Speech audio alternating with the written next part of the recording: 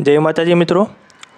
તો આજે આપણે વાત કરવાના છે સિનિયર સિટીઝન કાર્ડ વિશે અને જાણવાના છીએ કે સિનિયર સિટીઝન કાર્ડમાં તમને કયા કયા લાભ આપવામાં આવે છે, કઈ જગ્યાએ તમને કેટલું ડિસ્કાઉન્ટ આપવામાં આવે છે તેની વાત કરીશું। અને સિનિયર સિટીઝન કાર્ડ જો તમે ન કરાવ્યું હોય તો તમારે જો કરાવવું હોય તો તમારી પાસે કયા કયા દસ્તાવેજ હોવા જોઈએ તેની બધી જ વાત આપણે અહીંયા કરીશું।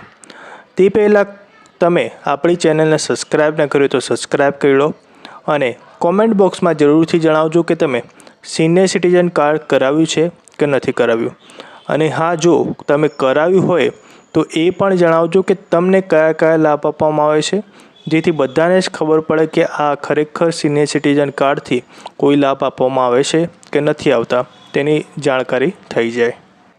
ભારત સરકાર દ્વારા સિનિયર સિટીઝન માટે અનેક પ્રકારની યોજનાઓ ચલાવવામાં આવે છે, જેના કારણે નાગરિકોને વૃદ્ધાવસ્થામાં અનેક લાભો પણ થાય છે।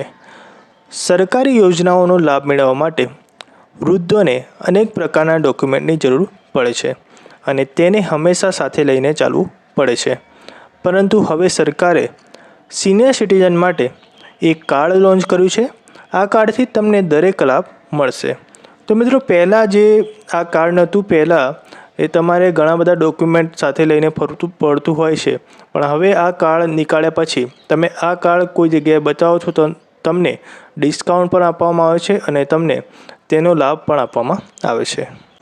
વરિષ્ઠ નાગરિક પ્રમાણપત્ર અથવા કાર્ડ એ અધિકૃત દસ્તાવેજ છે જે સરકાર દ્વારા ચોક્કસ વય સુધી પહોંચેલી વ્યક્તિઓને આપવામાં આવે છે।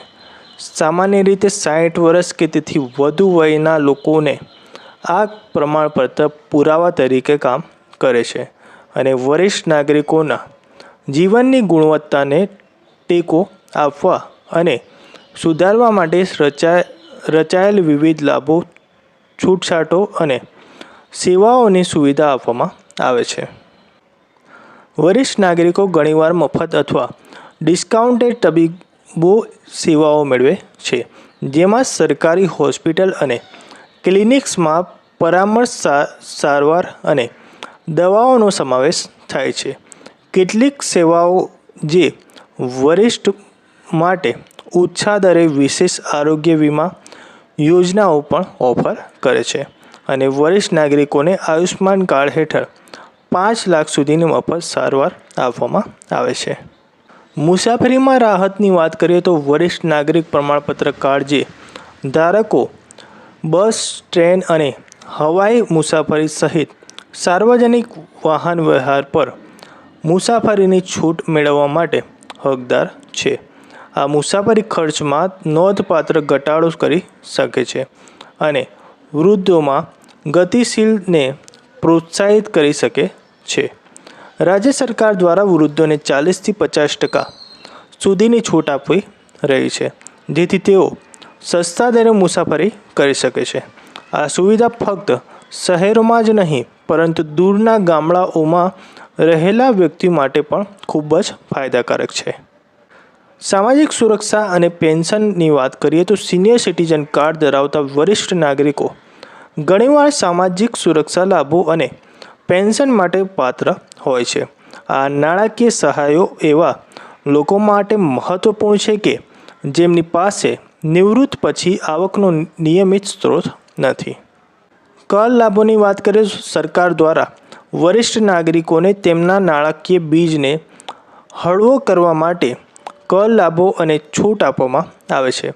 તેમાં ઉચ્ચ મુક્તિ મર્યાદા, મિલકતવેરામાં છૂટ અને આવકવેરામાં પર ઘટાડેલા દરોનો સમાવેશ કરવામાં આવે છે। ત્યારબાદ વરિષ્ઠ નાગરિક પ્રમાણપત્ર માટે કેવી રીતે અરજી કરવી અને તમારે કયા કયા દસ્તાવેજની જરૂર પડશે તેની વાત કરીએ તો ઉંમર અંગેનો દાખલો એટલે કે સ્કૂલ લિવિંગ સર્ટિફિકેટ, જન્મનું પ્રમાણપત્ર અથવા તો સિવિલ સર્જનનો દાખલો જોઈશે।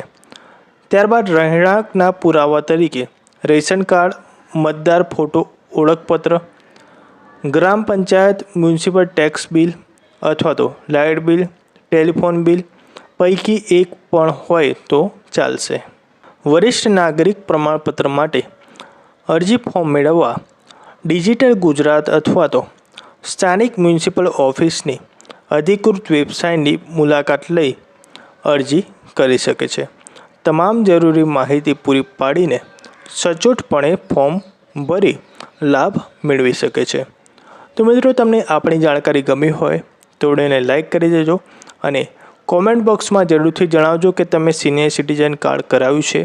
અને હા, જો તમે સિનિયર સિટીઝન કાર્ડ કરાવ્યું હોય તો તમને શું ખરેખર આ લાભ આપવામાં આવે છે કે નથી આવતા તે જરૂરથી જણાવી દેજો.